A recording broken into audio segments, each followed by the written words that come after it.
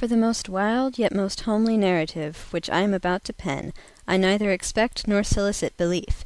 Mad indeed would I be to expect it, in a case where my very senses reject their own evidence. Yet mad I am not, and very surely do I not dream. But tomorrow I die, and today I would unburden my soul. My immediate purpose is to place before the world, plainly, succinctly, and without comment, a series of mere household events. In their consequences, these events have terrified, have tortured, have destroyed me.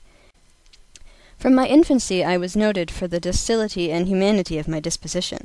My tenderness of heart was even so conspicuous as to make me the jest of my companions. I was especially fond of animals, and was indulged by my parents with a great variety of pets. There is something in the unselfish and self-sacrificing love of a brute, which goes directly to the heart of him, who has had frequent occasion to test the paltry friendship and gossamer fidelity of mere man. I married early, and was happy to find in my wife a disposition not uncongenial with my own. Observing my partiality for domestic pets, she lost no opportunity of procuring those of the most agreeable kind. We had birds, goldfish, a fine dog, rabbits, a small monkey, and a cat. This latter was a remarkably large and beautiful animal, entirely black and sagacious to an astounding degree. In speaking of his intelligence, my wife, who at heart was not a little tinctured with superstition, made frequent allusion to the ancient popular notion which regarded all black cats as witches in disguise. Not that she was ever serious upon this point, and I mention the matter at all for no better reason than that it happens, just now, to be remembered. Pluto, this was the cat's name, was my favorite pet and playmate. I alone fed him, and he attended me wherever I went about the house. It was even with difficulty that I could prevent him from following me through the streets. Our friendship lasted in this manner for several years, during which my general temperament and character had, I blush to confess it, experienced a radical alteration for the worse.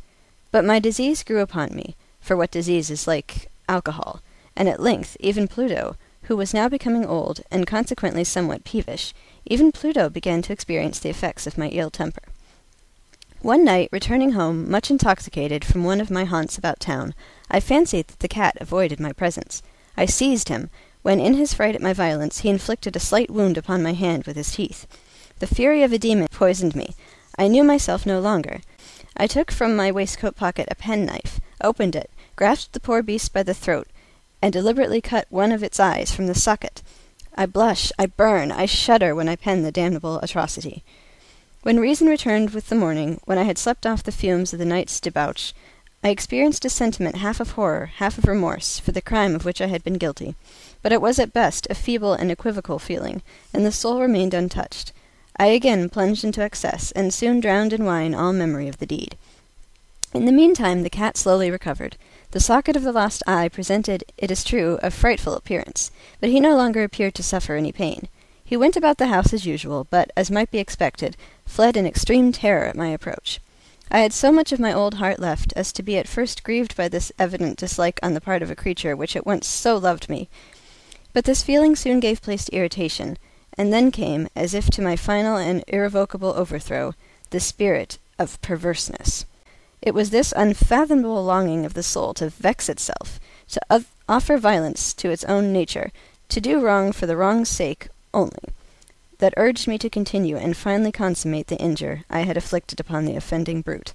One morning, in cool blood, I slipped a noose about its neck and hung it to the limb of a tree, hung it with the tears streaming from my eyes, and with the bitterest remorse at my heart, hung it because I knew that it had loved me, and because I felt that it had given me no reason of offence, hung it because I know that in so doing I was committing a sin, a deadly sin that would so jeopardize my immortal soul as to place it, if such a thing were possible, even beyond the reach of the infinite mercy of the most merciful and most terrible God.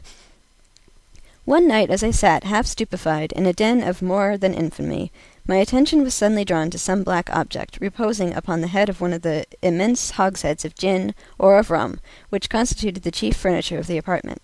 I approached it, and touched it with my hand. It was a black cat, a very large one, fully as large as Pluto, and closely resembling him in every respect but one.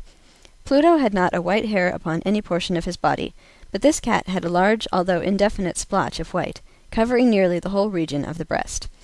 My wife had called my attention more than once to the character of the mark of white hair, of which I have spoken. Remember that this mark, although large, had been originally very indefinite, but by slow degrees, degrees nearly imperceptible, and which for a long time my reason struggled to reject as fanciful, it had at length assumed a rigorous distinctness of outline. It was now the representation of an object that I shudder to name, and for this, above all, I loathed and dreaded, and would have rid myself of the monster had I dared. It was now, I say, the image of a hideous, of a ghostly thing, of the gallows.